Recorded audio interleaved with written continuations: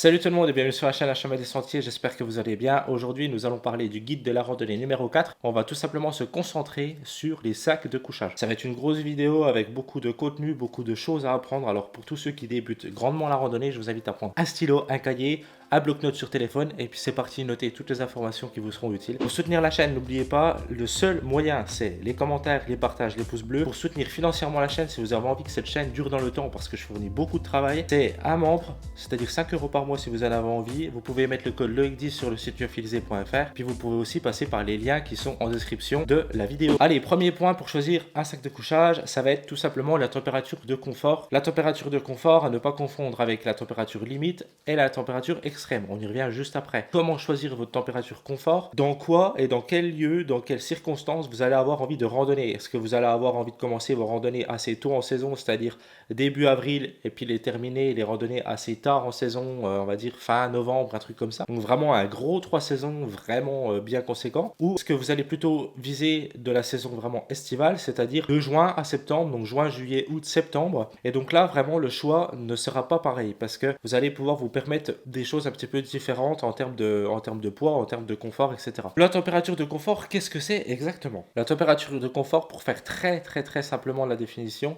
c'est tout simplement la température dans laquelle vous allez pouvoir dormir confortablement, c'est-à-dire ne pas être recroquevillé pour dormir, pour pas avoir froid. Vous êtes dans votre sac de couchage, vous êtes super bien, puis vous allez être super confortable. Là, ça s'appelle la température de confort. Il y a certaines marques, en fonction aussi de certains pays, de certaines régions, etc., où on va vous donner la température limite, et sur d'autres marques, la température confort. Donc ça, c'est vraiment à vous de vous renseigner. Là, je peux pas vous aider plus que ça, c'est vraiment à vous de faire vos recherches lors de l'achat. Donc prenez bien en compte, c'est quand même différent. La température de confort, c'est vraiment celle pour laquelle vous allez être ultra confortable quand vous allez dormir. En aucun cas, peu importe la position, vous allez avoir froid. C'est pour moi celle qu'il faut viser lors d'un achat, c'est la température de confort. Ensuite, la deuxième indication, ça va être la température limite. Qu'est-ce que c'est que la température limite? La température limite, c'est la température où un homme peut dormir, on va dire, de manière fétale dans son sac de couchage. Et là, il va commencer vraiment à être, voilà, il va pas avoir froid s'il se met bien en boule dans son sac de couchage, vraiment dedans comme ça va le faire, mais ça va être limite, ça va commencer à être pas très confortable. La température extrême, c'est la température dans laquelle une femme peut survivre environ 6 heures dans une position vraiment de fœtus avant de risquer l'hypothermie. Donc là, c'est vraiment de l'extrême, c'est-à-dire c'est plus une notion à avoir pour vraiment de la survie si on vraiment est dans la merde. Mais en aucun cas, on devrait se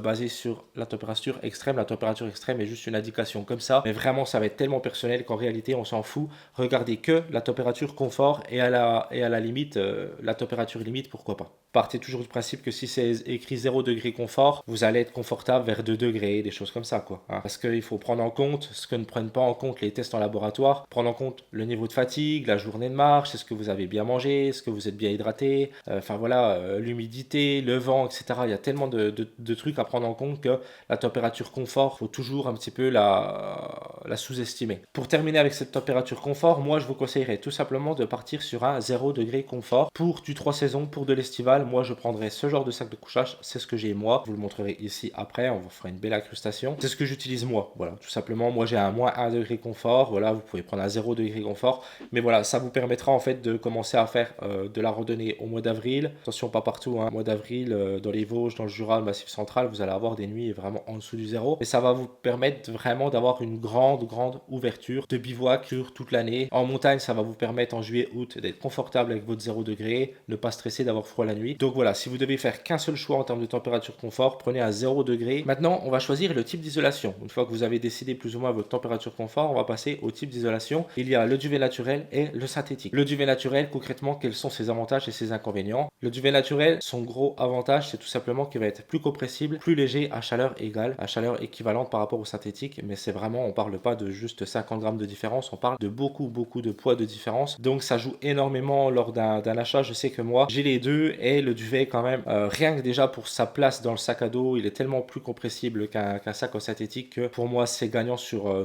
la majorité des cas, notamment comme je vous dis en estival. même s'il y a un petit peu d'humidité, parce qu'on va voir ce coup-ci maintenant le défaut du duvet, c'est que quand il est humide, l'isolation est beaucoup moins importante, voire nulle s'il est trempé, et aussi c'est beaucoup plus cher. Mais je vous dis, en estival, on n'est quand même pas dans les tropiques, c'est-à-dire que même si votre bout au niveau des pieds est un peu mouillé, vous n'allez pas vraiment le ressentir. Voilà, donc surtout que si vous achetez des duvets de qualité, le tissu est traité quand même pour résister à l'eau, donc il n'y a pas trop de soucis à se faire là-dessus. Le duvet est pour moi encore aujourd'hui supérieur au synthétique, même si le synthétique dans certaines situations, c'est pour ça que j'en ai un en synthétique aussi, est vraiment, je trouve, imbattable. Mais dans certaines situations. L'avantage du synthétique, c'est son prix et surtout, et c'est ça qu'il faut prendre, si vous avez besoin de quelque chose qui est très résistant à l'humidité. L'avantage aussi, c'est qu'on peut laver facilement, on prend en machine à laver, sac de couchage synthétique. Vous pouvez, le duvet, pas vous allez l'abîmer. Voilà, c'est vrai que pour moi, on va dire, le synthétique, si vous commencez à faire un petit peu d'hivernal, mais notamment pas l'hivernal profond quand on a des moins 15, des choses comme ça, mais plutôt de l'hivernal très humide, début d'hiver, fin d'hiver, des choses comme ça, quand il pleut beaucoup, quand il y a de la neige, du crachat, des machins, des trucs. L'avantage, c'est que le synthétique, vraiment va garder tout son pouvoir isolant, et c'est pour ça aussi que j'ai un sac de couchage synthétique que j'utilise en plus de mon duvet l'hiver pour être sûr d'être bien protégé et à l'abri de froid et de l'humidité tout simplement. Donc voilà, on résume le choix maintenant, synthétique ou duvet. Si vous prenez un sac de couchage en duvet, c'est que votre priorité c'est la légèreté, la chaleur, et si vous prenez pour du synthétique, c'est que votre priorité est un gain d'argent, surtout une protection contre l'humidité. Donc si vous avez une nécessité à vous protéger vraiment de l'humidité, partez sur du synthétique. En troisième, vous allez devoir choisir la forme de votre sac de couchage. Je fais une parenthèse directement ici. Maintenant, il y a les couettes en randonnée, ça fait quelques années maintenant, les couettes, ou les quilts si vous préférez, mais c'est quilt, c'est juste une couette, donc les couettes de randonnée, j'en parle pas, on en parlera peut-être plus tard dans le guide de la randonnée quand on s'intéressera à des choses un petit peu plus techniques, plus poussées, mais pour le moment on reste sur du très basique, c'est-à-dire les sacs de couchage, les sacs de couchage rectangulaires, les semi-rectangulaires, et puis les formes momies. Tout ça, mine de rien, ça peut paraître assez... on s'en fout un petit peu, quoi, c'est un sac de couchage. Mais en réalité, il y a des inconvénients à chaque forme et des avantages à chaque forme. L'avantage de la forme momie, ça va être un gain de volume, un gain de poids dans le sac, tout simplement parce que ça va être large au niveau des épaules et ça va se rétrécir au niveau des pieds. Donc là, on est vraiment gagnant parce qu'il y a moins de tissu et moins de duvet au niveau des pieds. Et aussi, un truc que peu de gens savent, c'est que tout simplement, c'est pas le duvet qui va vous donner de la chaleur, c'est la chaleur corporelle de votre corps qui va être emprisonnée grâce au duvet. Qu'est-ce qui se passe avec un sac de couchage en forme momie? C'est tout simplement que si vous voulez, il y a moins d'air à réchauffer, c'est-à-dire que c'est plus facile pour votre corps à réchauffer, c'est-à-dire que la forme momie a tendance à être plus chaude, voilà, ça c'est de la théorie, mais dans la pratique, moi je le ressens aussi, a tendance à garder plus facilement la chaleur et à se réchauffer plus vite qu'une forme très large, rectangulaire, tout simplement parce qu'il y a moins d'air à réchauffer dans une forme momie. La forme rectangulaire, son avantage, c'est tout simplement que vous allez avoir plus de place pour bouger, notamment les gens qui bougent beaucoup, vous allez avoir les pieds avec un petit peu plus d'espace, les genoux avec un peu plus d'espace pour se tourner dans le sac de couchage, etc. Mais voilà, le désavantage, c'est que ça va être un petit peu plus lourd, plus encombrant, puis aussi plus long à réchauffer quand vous rentrez dans votre sac de couchage. Après, on parle pas de trucs énormes, de différences énormes, mais elle est quand même notable et il faut quand même le savoir. Puis après, vous avez les semi-rectangulaires, comme son nom l'indique, c'est semi-rectangulaire, voilà. Maintenant, on va parler du queen. Qu'est-ce que c'est que le queen, Loïc? Oh là là là là là là. Le queen, c'est tout simplement une unité de mesure qui va vous permettre de savoir la capacité de chaleur et la qualité de votre duvet. Donc là, on va se concentrer sur le duvet. Le synthétique n'a pas de queen, hein. Mais donc là, on va parler du duvet. Il faut savoir tout simplement, on va aller très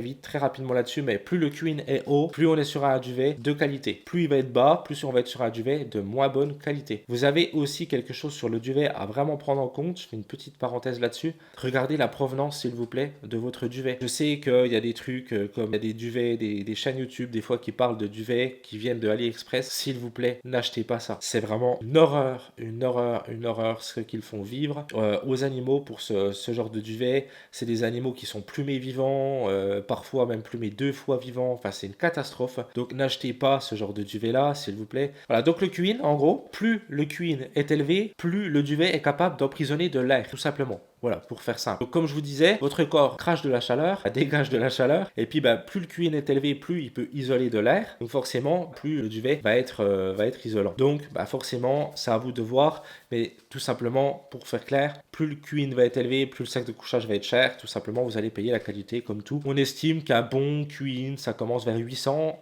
Vers 800 de queen, donc on est quand même sur des duvets déjà de très bonne qualité. Après, vous avez des duvets vraiment de très haute qualité comme ceux que j'utilise à 900 de queen. Mais là, on est quand même sur des sacs de couchage, pour moi, qui sont vraiment utiles aux personnes qui vont commencer à marcher vraiment beaucoup dans l'année. Est-ce que vraiment ça vaut le coup d'acheter ces sacs de couchage-là quand On marche peut-être qu'un GR par an, je ne suis pas spécialement sûr. Je crois que chez Decathlon, leurs duvets sont à 750 de Queen, quelque chose comme ça, ce qui est relativement correct, hein, on va pas se mentir. Voilà. C'est à vous de voir, regarder la provenance et le Queen de votre sac de couchage. Ensuite, on va voir les accessoires, parce que ça peut paraître un petit peu con, mais les sacs de couchage ont des accessoires. Il y a des sacs qui ont des poches à l'intérieur, il y en a qui n'en ont pas. Il y a aussi des sacs de couchage qui ont la collerette pour vraiment emprisonner, et puis après on a vraiment que les yeux quand il fait ultra froid. Il y a des sacs de couchage qui ont des capuches, il y en a qui n'en ont pas, il y en a qui ont des possibilités de serrer la capuche, il y en a qui n'en ont pas, il y en a qui ont des zips pleine longueur, il y en a qui ont des zips qui peuvent ouvrir juste au niveau des pieds, il y en a qui n'ont pas de zip. Tout ça, c'est de l'accessoirisation. On va dire que c'est pas le truc le plus important, mais c'est aussi là qu'on peut essayer de gagner du poids. Plus le zip de votre sac de couchage va être grand, plus alors le zip va être lourd. Donc moi, ce que je fais, c'est que généralement sur les sacs de couchage qu'on peut customiser, je prends toujours un demi-zip, ce qui me permet de pouvoir aérer quand même quand il fait chaud, mais ce qui me permet de gagner facilement,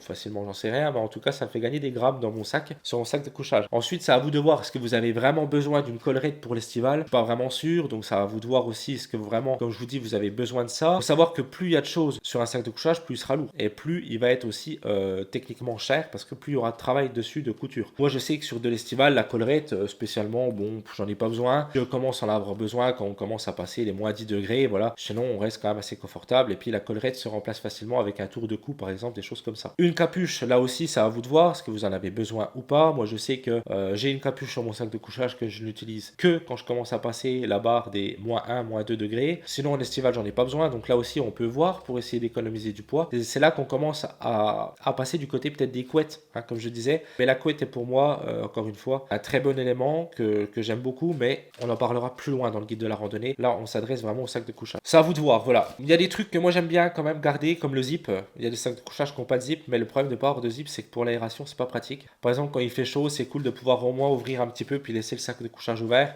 Puis on se sent un petit peu moins opprimé dedans. À vous de voir un petit peu qu'est-ce que vous avez envie d'avoir en accessoire. La poche intérieure du sac de couchage peut être utile par exemple pour mettre au chaud un téléphone portable. Mais personnellement, moi je n'utilise pas le téléphone portable, je le jette au fond au niveau des pieds. Ça fait bien l'affaire, ça fait économiser du poids et de la couture en moins sur le sac de couchage. Enfin voilà, à vous de voir pour les accessoires. On va parler ensuite de l'entretien de chaque synthétique ou duvet. Encore une fois, là, si vous voulez quelque chose d'ultra durable et puis de pouvoir l'entretenir facilement, partez sur du synthétique parce que vous pouvez le laver à la maison. Au niveau de l'entretien, c'est assez facile. Il n'y a pas trop de questions à se poser. Vous le mettez dans un sac de décompression comme celui-ci.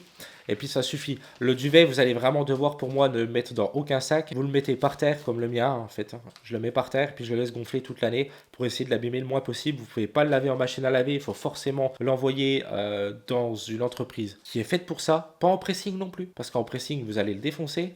Amener, par exemple, si vous achetez votre duvet chez 000, alors vous pouvez renvoyer votre duvet à 000 en demandant qu'il vous le nettoie. Ça va vous coûter de l'argent, mais au prix du duvet, ça vaut le coup. Si vous voulez quelque chose de durable, avec un entretien facile, partez sur du synthétique. On va parler maintenant de la conception du sac de couchage en lui-même. Je vais essayer d'être assez clair là-dessus. C'est pas facile, il me faudrait des schémas, il me faudrait quelque chose comme ça pour vous expliquer. Mais vous avez des sacs de couchage où la couture va être traversante et vous avez des sacs de couchage où la couture ne va pas être traversante. Qu'est-ce que cela signifie tout simplement? C'est que, imaginons, vous avez une plaque comme ça, ok, et vous allez avoir des coutures qui viennent traverser. Donc ça va faire des boudins de duvet. Le problème de ces constructions qui sont très traversante, c'est que vous n'allez pas avoir de duvet là au niveau de la couture. Imaginons que vous avez ça, vous voyez bien au niveau de mes doigts, où c'est que la couture va être faite, là vous avez un pont de froid qui va se passer parce que votre couture va empêcher d'avoir du duvet. C'est un petit peu comme les doudounes. Donc moi ce que je vous invite à faire, et ça c'est vraiment une grosse invitation à faire, c'est d'acheter des sacs de couchage où la couture n'est pas traversante, où la couture en fait c'est des espèces de box à l'intérieur du sac de couchage. Donc ça il faudrait le démonter pour que je puisse vous le montrer. Mais à l'intérieur c'est des box, ok, et la couture ne traverse pas, c'est-à-dire que vous avez du duvet tout du long,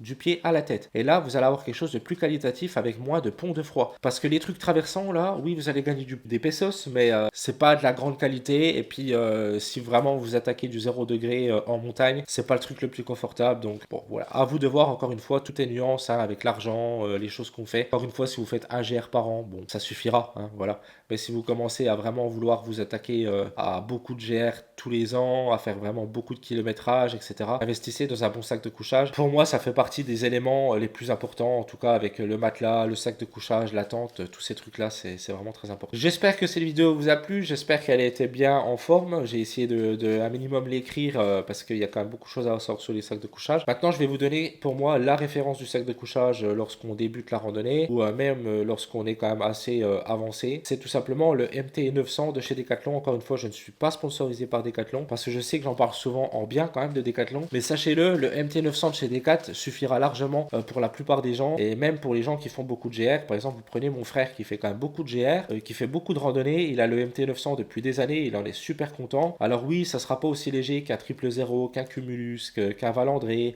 qu'un Elite d'équipement, des trucs comme ça. Mais honnêtement, pour la plupart des gens, ça suffira. Donc le MT900 de chez Decathlon est un super bon sac de couchage qui remplit la plupart des critères de qualité que je vous ai cités dans cette vidéo. Le MT900, il a 0 degré confort, donc ce qui est parfait. Comme je vous disais, moi, c'est ce que j'utiliserai pour la plupart des gens. Il est à 190 €, ce qui peut vous paraître cher, mais je vous garantis que ils ont vraiment fait fort Decathlon parce qu'un 0 degré confort de cette qualité-là, pas beaucoup d'entreprises qui peuvent se permettre. C'est aussi parce que c'est une énorme boîte, hein, on est bien d'accord, mais voilà, je veux vous dire par là, c'est que par rapport à la qualité du sac de couchage, ça va être bien.